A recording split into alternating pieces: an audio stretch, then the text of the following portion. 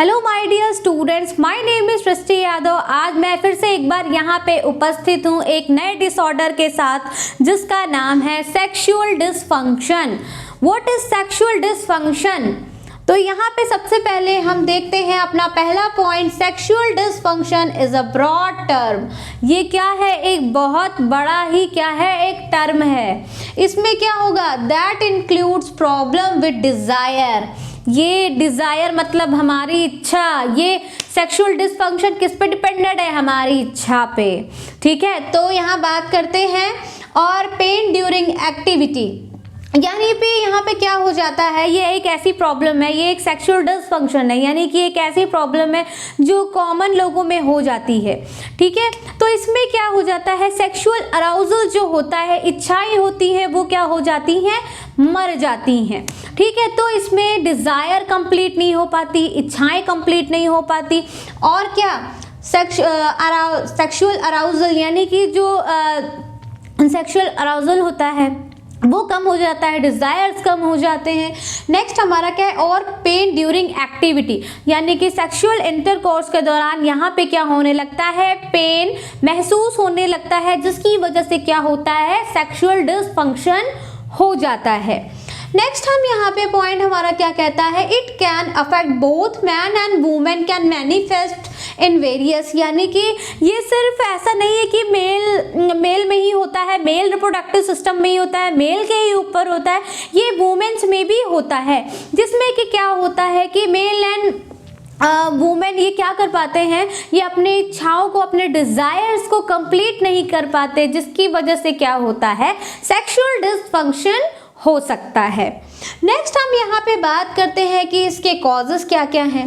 पहला हमारा क्या है, साइकोलॉजिकल सपोर्ट। एक तरह से बोल सकते हैं जैसे कि किसी पेशेंट को क्या हो, स्ट्रेस हो, डिप्रेशन हो, चिंता कर रहा हो, तो इसकी वजह से भी क्या हो सकता है, यहाँ पे सेक्सुअल डिसफंक्शन हो सकता है। यहाँ पे डिजायर्स और जो एक इच्छाएं हैं वो क्या हो जाती हैं, मर जाती हैं।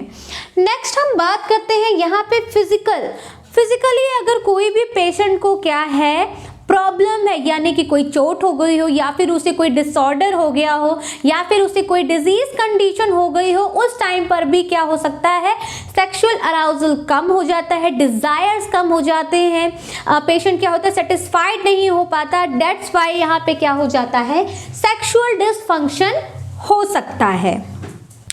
नेक्स्ट बच्चों हम यहाँ पे बात करते हैं कॉजेस की। अभी यहाँ पे कॉजेस कंप्लीट नहीं हुए, तो नेक्स्ट यहाँ पे कॉजेस है, तो क्या हो सकता है कॉजेस, इसका स्ट्रेस हो सकता है, स्ट्रेस ज़्यादा लेने की वजह से, उसकी वजह से भी सेक्सुअल डिसफंक्शन हो सकता है, सेक्सुअल डिजायर्स इनकम्प्लीट हो जाते हैं। नेक्स्ट क्या है, एंग्जाइटी यानी कि घबराहट के कारण भी सेक्सुअल डिसफंक्शन हो सकता है। नेक्स्ट बात करते हैं डिप्रेशन, अगर पेशेंट कोई ज़्यादा लंबे समय से डिप्रेशन ले रहा है तो उसकी वजह से भी सेक्सुअल डिसफंक्शन हो सकता है। नेक्स्ट बात करते हैं रिलेशनशिप इश्यूज में क्या होता है, डिप्रेशन भी होगा, स्ट्रेस भी होगा, रिलेशनशिप सही तरीके से नहीं चल रहा है तो उसकी वजह से भी यहाँ पे सेक्सुअल डिजायर्स कंप्लीट नहीं हो पाती है, तो इसकी वजह से भी सेक्सुअल डिसफंक्शन हो सकता है। नेक्स्ट हम यहाँ पे बात करते हैं हार्मोनल इम्बैलेंस, यानी कि हार्मोन हो सकता है लो अमाउंट में सिक्रीट हो रहा हो, या फिर बहुत ही ज़्यादा अमाउंट में सिक्रीट हो रहा हो, तो उसकी वजह से भी यहाँ पे क्या सेक्सुअल डिसफंक्शन हो सकता है। नेक्स्ट बात करते हैं मेडिकल कंडीशन एंड मेडिकेशन, यानी कि मेडिकल कंडीशन में सबसे कॉमन यही है कि मेडिकल कंडीशन में क्या होगा कि मेडिकेशन यानी कि ज़्यादा अमाउंट में अगर स्टेरॉइड्स आप ले रहे हो तो उसकी वजह से भी क्या होगा, सेक्सुअल डिसफंक्शन हो सकता है। दवाई, अगर कोई भी बीमारी हो गई उसमें आप दवाई ले रहे हो तो इसमें भी क्या हो सकता है, माइंड डाइवर्ट हो जाता है, दैट्स वाई भी इसमें क्या होगा, सेक्सुअल डिसफंक्शन हो सकता है। आप बीमार हो उसकी वजह से भी क्या होगा, सेक्सुअल डिसफंक्शन हो सकता है। नेक्स्ट हम बात करते हैं ओल्ड एज, यानी कि अगर एज ज़्यादा हो गई हो तो उसकी वजह से भी सेक्सुअल डिसफंक्शन हो सकता है। नेक्स्ट बात करते हैं लो टेस्टोस्टेरोन, यानी कि टेस्टोस्टेरोन हार्मोन का लो प्रोडक्शन के कारण भी सेक्सुअल डिसफंक्शन हो सकता है। नेक्स्ट बात करते हैं स्ट्रेस एंड एंग्जाइटी, यानी कि घबराहट और क्या स्ट्रेस लेने के कारण भी क्या होगा, डिजायर्स कंप्लीट नहीं हो पाते, सेक्सुअल अराउजल नहीं होता। दैट्स व्हाई यहाँ पर भी क्या हो सकता है, सेक्सुअल डिसफंक्शन हो सकता है। नेक्स्ट बात करते हैं ज्यादा ना सोने की वजह से। ठीक है, अगर नींद नहीं आ रही है और आप सो नहीं रहे और नींद पूरी नहीं हो रही है तो उसकी वजह से भी यहाँ सेक्सुअल डिसफंक्शन हो सकता है।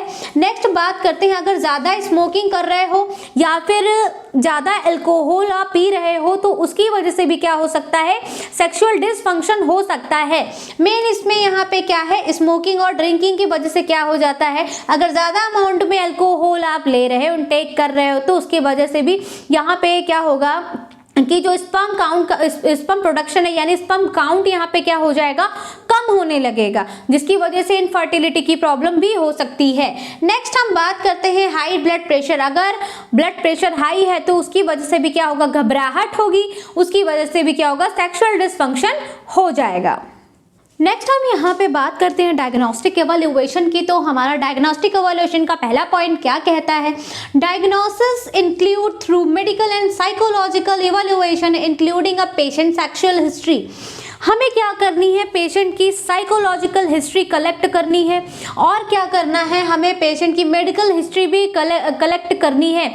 वो कि कहाँ से रिलेटेड करनी है, हमें सेक्सुअल हिस्ट्री इसकी कलेक्ट करनी है और साइकोलॉजिकल कंडीशंस भी क्या करना है, हमें असेस करनी है।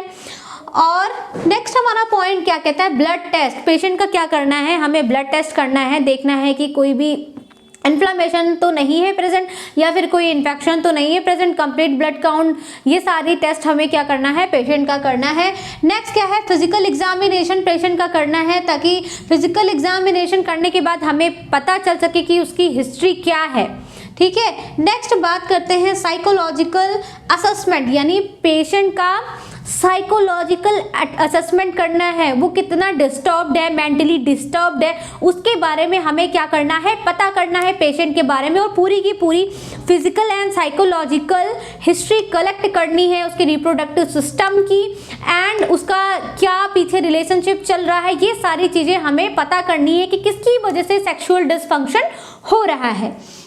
नेक्स्ट क्या है, may be use to identify underlying causes, यानी कि अगर हम ये सारी चीज़ें अगर पता कर लेते हैं पेशेंट की तो इससे क्या होता है कि हम आइडेंटिफाई कर पाएंगे कि ये प्रॉब्लम किस वजह से हो रही है और हम उसका मेडिकेशन कर पाएंगे और पेशेंट को ड्रग प्रोवाइड कर पाएंगे या फिर उसे साइकोलॉजिकल सपोर्ट हम प्रोवाइड कर पाएंगे या फिर फिजियोलॉजिकल सपोर्ट अगर प्रोवाइड करना है तो हम प्रोवाइड कर सकते हैं।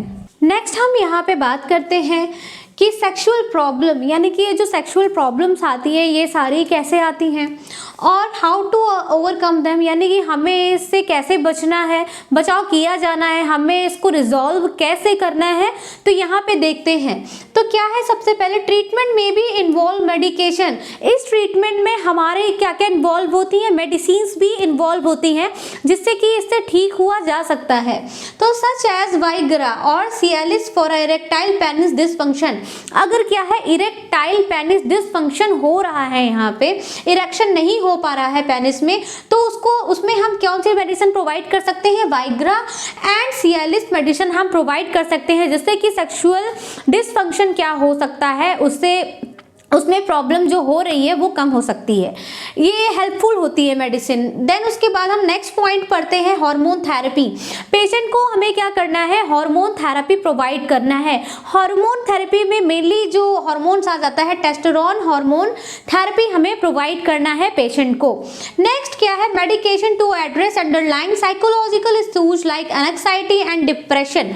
अगर पेशेंट को क्या हो रहा है, साइकोलॉजिकल कोई समस्या हो रही है, अगर हमने उसको एग्जामिन करके पता किया है कि उसको साइकोलॉजिकल सपोर्ट चाहिए या फिर उससे स्ट्रेस एंड डिप्रेशन है, तो क्या करना है, हमें उसे एंग्जाइटी और डिप्रेशन की मेडिसिन प्रोवाइड करके इन सारी प्रॉब्लम्स को क्या करना है, रिजॉल्व करना है। ये अगर ये सारी प्रॉब्लम्स हो रही है तो हमें सबसे पहले क्या करना है, बिना शर्माए अपने डॉक्टर को क्या करना है, ये सारी चीज़ें बतानी है और उनसे कंसल्ट करनी है, नहीं तो आगे क्या होता है, इसमें प्रॉब्लम बहुत ही ज़्यादा क्रिटिकल कंडीशन ले सकती है। नेक्स्ट बच्चों हम यहाँ पे बात करते हैं कि सर्जिकल मैनेजमेंट क्या होता है, इसका सेक्सुअल डिसफंक्शन का। तो सर्जिकल मैनेजमेंट हमारा क्या कहता है, पहला पॉइंट कहता है surgery is typically a last resort and reserve for a specific cases. इस कंडीशन में क्या होता है कि स्पेसिफिक जगह की क्या किया जाता है, सर्जरी की जाती है और उसको रिजॉल्व किया जाता है, सही किया जाता है। नेक्स्ट हम इसमें बात करते हैं प्रोसीजर लाइक पेनाइल इम्प्लांट, और यहाँ पे क्या करते हैं, पेनाइल इम्प्लांट करते हैं। पेनाइल इम्प्लांट का मतलब क्या होता है, इसमें क्या होता है, एक डिवाइस पेनिस में क्या की जाती है, इंसर्ट की जाती है। इंसर्ट करने के बाद वो क्या करता है, पेनिस का इरेक्शन में हेल्प करता है, और जो भी इरेक्टाइल डिसफंक्शन हुआ है पेनिस में वो क्या हो जाता है, ठीक हो जाता है। And other condition penile implant can boost your self confidence. इसमें क्या होता है कि जो ये हमारे सेल्फ कॉन्फिडेंट को क्या कर देता है, बूस्ट कर देता है। Help to store your sex life, इसमें क्या करता है, ये फिर से उसी प्रकार से सेक्स लाइफ को क्या कर देता है, रीस्टोर कर देता है। But you should be aware that penile implant last around 20 years. यानी कि ये जो पेनाइल इम्प्लांट होता है, यहाँ पे जो पेनाइल को हम इम्प्लांट करते हैं, एक डिवाइस होती है, उससे क्या कर देते हैं, अंदर इंसर्ट कर देते हैं पेनिस के, जिससे कि क्या होता है, पेनिस इरेक्शन होने लगता है। तो इस कंडीशन में ये सिर्फ 20 सालों के लिए होता है, ये परमानेंटली कोई चीज़ नहीं होती है। ठीक है बच्चों, अगर आपको मेरा लेक्चर ये अच्छी तरीके से समझ में आया हो तो ये आप मेरे चैनल को लाइक एंड सब्सक्राइब जरूर करना, और कमेंट में यस जरूर भेजिएगा। ठीक है, और यहाँ का आज का टॉपिक मेरा ख़त्म होता है। तो थैंक यू बच्चों।